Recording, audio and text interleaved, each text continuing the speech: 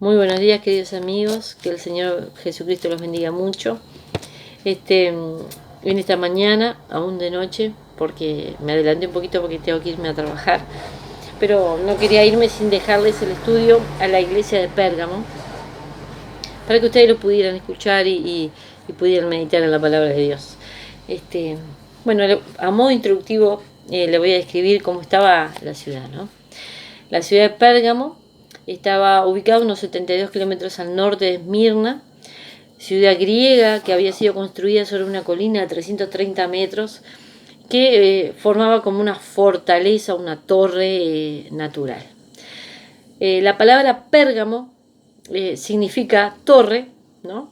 Uno de los significados significa torre y el otro está compuesto por dos palabras. Per, que significaba torcido, y gamo, que significaba matrimonio, monogamia, poligamia, ¿no? Y hacía referencia a la unión de la iglesia con el Estado, como un matrimonio torcido. ¿Qué estaba pasando en la ciudad de Pérgamo? La ciudad de Pérgamo era un centro cultural muy importante y de enseñanza reconocido, ¿no? Enseñanza griega, muy reconocido. Pero además, era reconocido como el centro de toda Asia, no solamente de Asia Menor, sino de toda Asia, el centro de culto y adoración a los dioses griegos. Habían templos de todo tipo y tamaño hacia los dioses griegos, ¿no? Ahí estaba Zeus, Dionisio, Esclepio, Atenas, pero el más renombrado era el dios Esculapio, representado por una serpiente enroscada, que si ustedes se fijan en los anillos de los doctores, es el mismo símbolo. Este dios representaba el dios de la sanidad, ¿no? Para los paganos. De todas partes del imperio venían a buscar su sanidad al templo. Y consistía en que la persona que estaba enferma debía pasar toda la noche en ese templo, pero de aquí que ese templo estaba repleto de serpientes. Debía dormir en el piso, las serpientes pasarle por arriba, Dios nos libre y guarde, ¿no? Y bueno, supuestamente a la mañana siguiente la persona amanecía sana. Bueno, todo esto estaba pasando en la ciudad de Pérgamo.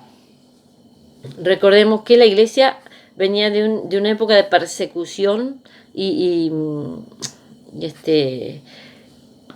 tortura muy grande, ¿no? Y se había comenzado a utilizar los términos de obispo, presbítero y diácono en la iglesia para poder dividir las tareas de la iglesia y poder de esa manera cada uno enfocarse en una función específica.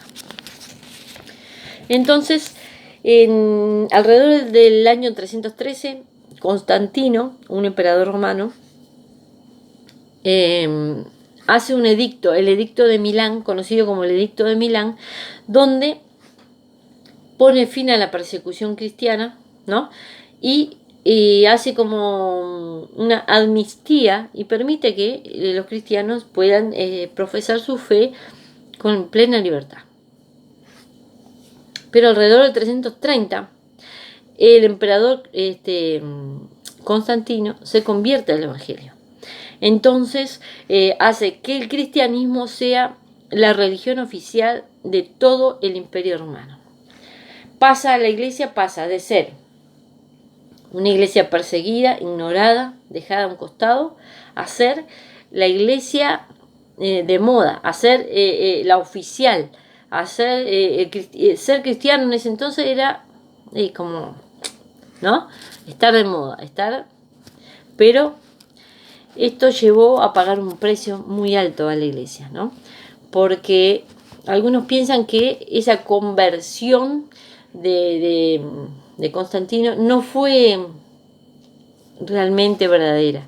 Algunos piensan que fue una estrategia de Constantino para evitar los conflictos que habían internos con respecto a las religiones, ¿no? Y la religión que más enfrentaba al imperio era la cristiana. Entonces buscó la manera de que los líderes cristianos, aquellos que tenían mayor conocimiento, que eran más cultos, que eran más preparados, ¿no? ponerlos en lugares de privilegio en el gobierno romano.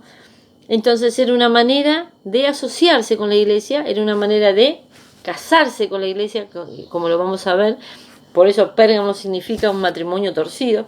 Casarse con la iglesia, aliarse con la iglesia y evitar todos esos problemas que durante los siglos anteriores habían tenido, ¿no?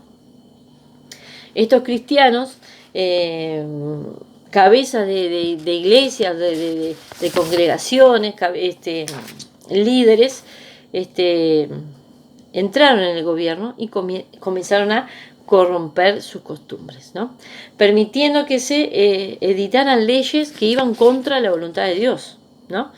Entonces, por ejemplo, uno de los ejemplos era que Constantino quería la unidad, la unificación de las religiones. Entonces comenzaron a mezclar cosas de una religión de otra con el cristianismo, y estos cristianos que estaban en lugares de posición económica y política importantes cedieron. Entonces, ¿qué pasa? Comenzaron como a vender la verdad de Dios. Dejaron de predicar la doctrina verdadera, ¿no? Y comenzaron a mezclar la doctrina de Jesús con teorías de la época, con teorías y pensamientos que no iban con la voluntad de Dios, ¿no? Entonces la verdad de Dios comenzó los cimientos de la iglesia comenzaron a temblar, ¿no? Si bien había un remanente que se mantenía firme, que se mantenía constante en la verdad de Dios, ¿qué pasaba? Estos líderes que se habían corrompido con la política comenzaron a tener problemas con esos, con el remanente. No solo tenían problemas entre sí por el poder, sino con aquellos que ni siquiera tenían acceso al gobierno, pero que se mantenían firmes en la ley de Dios, ¿no? Entonces, si nos ponemos a observar, Satanás cambia la estrategia. En vez de atacar a la iglesia desde afuera, como lo venía haciendo, ¿no? Con Éfeso, a través de la idolatría de la ciudad, pero la iglesia se mantuvo firme, a través de la persecución con la iglesia de Esmirna, pero la iglesia se mantuvo firme a pesar de las torturas tremendas que sufrió. Ahora en Pérgamo, ¿qué hace? Se asocia con la iglesia, hace que el gobierno se asocie con la iglesia y entra a la iglesia, ¿no? Hay una permisibilidad de la oscuridad dentro de la iglesia. ¿Por qué? Porque al tener a los líderes del lado del imperio, podían dominar otras cosas. Entonces, por ejemplo, los paganos oraban a los muertos, ¿no? El cristiano ora a Dios. Ahora se permitía que cada uno orara a quien quisiera. Imagínense, ¿no? Era como todo, bueno, Dios conoce los corazones, Dios sabe todas las cosas, ¿no? Y como que como a veces pasa acá en la iglesia, que uno ve cosas que, ¿no? Y dice, ¿qué está pasando? ¿Por qué no se corrige esto? Porque cada uno sabe lo que tiene que hacer. Nosotros somos llenos del Espíritu Santo, conocemos la verdad de Dios y cada uno dará cuenta a Dios, ¿no? Pero cuando conocemos la verdad de Dios, ¿no? Ahí se complica. Entonces, los líderes comenzaron a permitir esas cosas, ¿no? Y como otras cosas, por ejemplo, los paganos adoraban estatuas, ¿no? Los cristianos adoraban solo a Dios. Ahora, al unirse, era permitido adorar a quien tú quieras.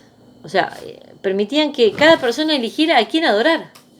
Entonces, imagínense el caos que estaba sufriendo la iglesia en esa época. Impresionante, ¿no? Los fundamentos de la palabra de Dios comenzaron a temblar. Otra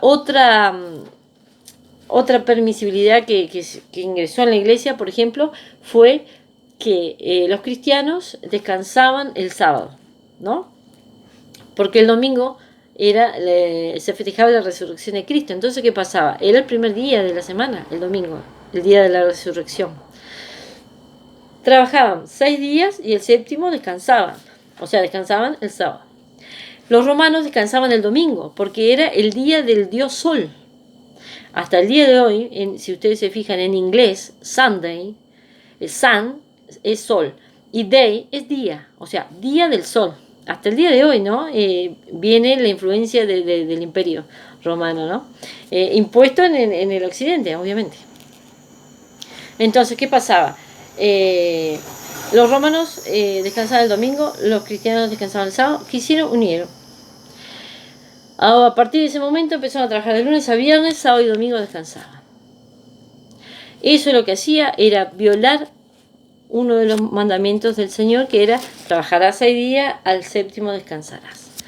Entonces comenzaron a transgredir la norma de Dios. Comenzó el pueblo de Dios a faltar a los mandamientos de Dios. Y eso se complicó porque trajo muchos problemas con el remanente fiel al Señor, ¿no? Entonces, ¿qué pasa? Jesucristo en la carta les va a hablar muy duramente. Es más, lo vamos a ver ahora en la carta, que aún hubieron muertos en el remanente fiel, ¿no? Por causa del enfrentamiento con aquellos que estaban haciendo las cosas mal. Y la palabra de Dios dice de esta manera, ¿no? A la iglesia de Pérgamo. Así estaba la situación, ¿no? De la iglesia con el Estado. Se habían comprometido. Dice, y escribe al ángel de la iglesia en Pérgamo, al pastor, al líder, al que estaba permitiendo todas estas cosas. El que tiene la espada aguda de 2 filos dice esto. Miren cómo se presenta el Señor, con la espada aguda de 2 filos. El Señor se presenta para separar lo que está bien de lo que está mal, lo que está torcido de lo que está derecho. El Señor se presenta para separar. Y dice así, yo conozco tus obras y dónde moras, donde está el trono de Satanás, pero retienes mi nombre. Y no has negado mi fe, ni aun en los días en que Antipas, mi testigo fiel, fue muerto entre vosotros, donde mora Satanás. El Señor Jesucristo a esa ciudad la nombra como el trono de Satanás. Recuerden que era el centro principal de toda Asia en adoración y culto a los dioses griegos. Por eso lo nombra como el trono de Satanás, ¿no? El trono de la idolatría, de la inmundicia, ¿no? Dice, pero retienes mi nombre y no has negado mi fe. Ni aun en los días de Antipas, mi testigo fiel, que fue muerto entre vosotros, donde mora Satanás. Ahí está uno de los mártires que se mantuvo fiel en la doctrina, ¿no? Antipas. Y aquí le está hablando al remanente. Imagínense que cuando el líder de la iglesia vaya a leer la carta, ¿no? Cuando vaya a leer la carta que le manda Juan, aquellos que retienen la doctrina sana se van a dar cuenta, es para mí, me está diciendo, ¿no? Que retengo, me está reconociendo que en lo que estoy haciendo, ¿no? Que retengo su nombre y no he negado la fe, ¿no?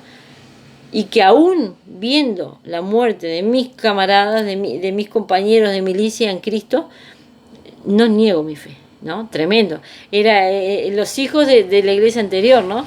Los hijos que vinieron de tanta tortura y aún se mantuvieron firmes.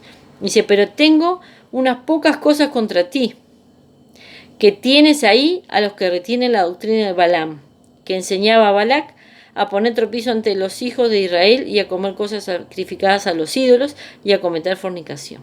Aquí está. Recordemos, los líderes en aquella iglesia estaban asociados con el Estado. Entonces, ¿qué hacían? Para no perder su lugar, su puesto de eminencia, su puesto político, hacían la vista gorda a los problemas que estaba pasando en la iglesia. Estaban fornicando, habían hombres que tenían varias mujeres. Comienza a producirse lo que hoy conocemos el swinger. Se cambiaban las mujeres, ¿no? La mujer de uno se iba con el otro y se intercambiaban las esposas. Comían, no importaba si lo que estaban comiendo había sido sacrificado a los ídolos, o sea, como que se había permitido tanto el desorden dentro de la iglesia que era demasiado evidente, ¿no? Era algo que rompía los ojos, ¿no? Y estas doctrinas de Balaam estaban dentro de la iglesia, estaban siendo permitidas. Como también, como acá lo dice, y también tienes a los que retienen la doctrina de los nicolaitas, la que yo aborrezco. ¿Se acuerdan? Que una vez yo santificado, mi cuerpo estaba santificado, podía fornicar. Ese era el pensamiento básico, ¿no? Resumido, de los nicolaitas. Y eso era lo que se estaba produciendo, ¿no? El intercambio de esposas, la fornicación, el tener varias mujeres, eso es lo que estaba sucediendo, ¿no?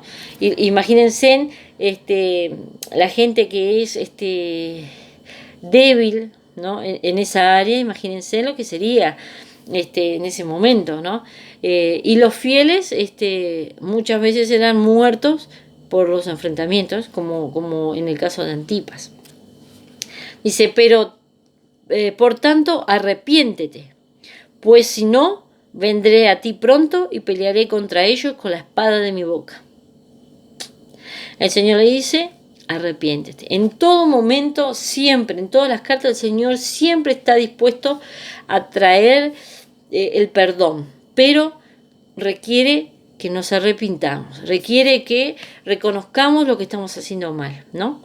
El Señor siempre trae salida y siempre trae arrepentimiento y siempre está exhortando que nos arrepintamos y nos volvamos de los malos caminos o de los caminos torcidos, como en este caso que era un matrimonio torcido, ¿no? Se había asociado al Estado, había permitido leyes que no eran con que no iban con la palabra de Dios. Entonces se había producido una fornicación espiritual, ¿no? Y dice, vendré a ti pronto y pelearé contra ellos. El mismo Señor Jesucristo pelea por su iglesia, ¿no? Y pelea contra aquellos que se enfrentan a la verdad de Dios. Cuidémonos, hermanos, de no estar enfrentados con Dios. Cuidémonos de estar a cuentas con Dios, ¿no? Porque terrible cosa es caer en las manos del Dios vivo, ¿no? Muchas veces creemos que estamos haciendo lo correcto, pero nos pasan cosas y decimos, ¿por qué, Señor? ¿Por qué? ¿Por qué? Pero a veces tenemos que, si tenemos el Espíritu Santo, si somos llenos del Espíritu, sabemos cuando actuamos mal, sabemos, el Espíritu Santo nos advierte, esto está mal, hay algo dentro tuyo que te dice, está mal. Entonces, seamos lo suficientemente humildes para decir, sí, Señor, tenés razón, actúe mal. Y pidamos perdón cuando tengamos que pedir perdón y reconciliémonos con los hermanos y tratemos de estar a cuentas con Dios y con el hermano.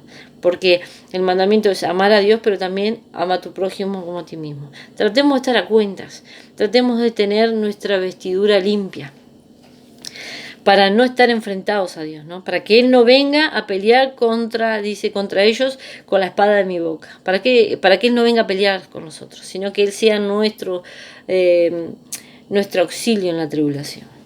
El que tiene oído, oiga lo que el Espíritu dice a las iglesias. Aquí está, a las iglesias. No solo está hablando a Pérgamo, no solo le está hablando a Cristo es poder, no solo me está hablando a mí, a todas las iglesias.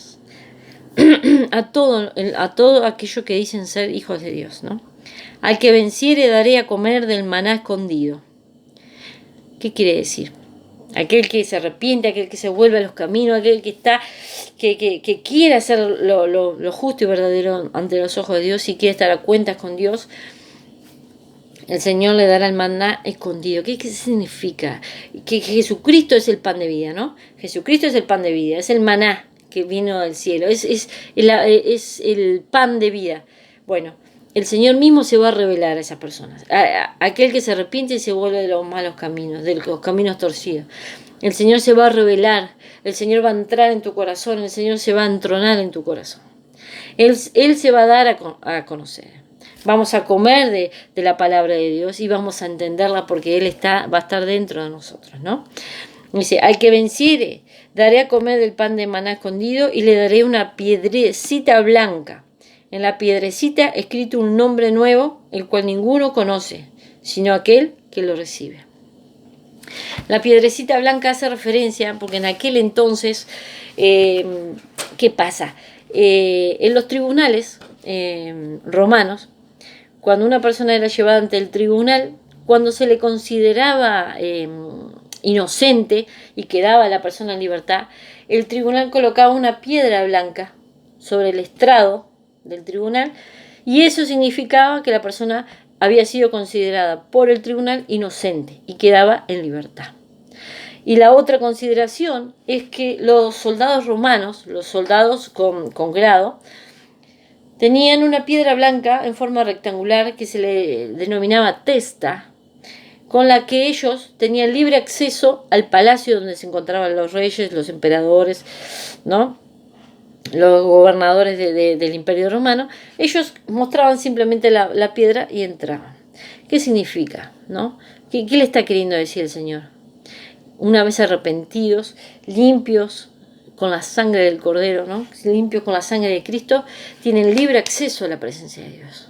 Pueden entrar libremente cuando quieran, ¿no? Con vestiduras blancas, resplandecientes, pueden entrar a la presencia de Dios. Están libres de las garras de Satanás, están lavados con la sangre de Cristo, pueden entrar al trono de la gracia, ¿no? Y tienen esa libre entrada. Una vez que son lavados con la sangre de Cristo, no hay nada que detenga la entrada al trono de Dios, ¿no? Eso es lo que está representando, ¿no? Aquí en esta mensaje. Y dice, y en la piedrecita ha escrito un nombre nuevo, el cual ninguno conoce sino aquel que lo recibe. El nombre en la cultura de este tiempo significaba el carácter de la persona, significaba la esencia de la persona. Entonces esa piedrecita, ¿no? Que te da el libre acceso a Cristo, va a tener un nombre que solo vos y Jesús lo van a conocer. Y es muy probable, lo que según dicen los eruditos en la palabra de Dios, es que ese nombre sea representativo de tu esencia, de lo que tú eras o de donde Dios te sacó, pero solo tú y Dios van a saber. Solo tú y Dios conocerán el significado de ese nombre, de la esencia misma tuya, ¿no? Hay cosas que son misterios de Dios, ¿verdad? Pero yo creo que puede ser una buena interpretación, puede ser una buena interpretación el tema de que uno, libre de las garras de Satanás, lavado por la sangre de Cristo, tiene acceso directo al trono de Dios, y el Señor nos conoce por nuestra esencia. El Señor conoce nuestra esencia y sabe de dónde Dios nos sacó y sabe de dónde, ¿no? De qué garras nos rescató. Por eso, hermanos, estemos a cuentas con Dios. Estemos a cuentas para que Él no venga a pelear contra nosotros con la palabra. Que no nos encontremos peleando con la voluntad de Dios, ¿no? Busquemos siempre la voluntad de Dios. Tenemos el Espíritu Santo, tenemos la guía de Dios, y sabemos cuando hacemos algo que no es correcto o no está bien.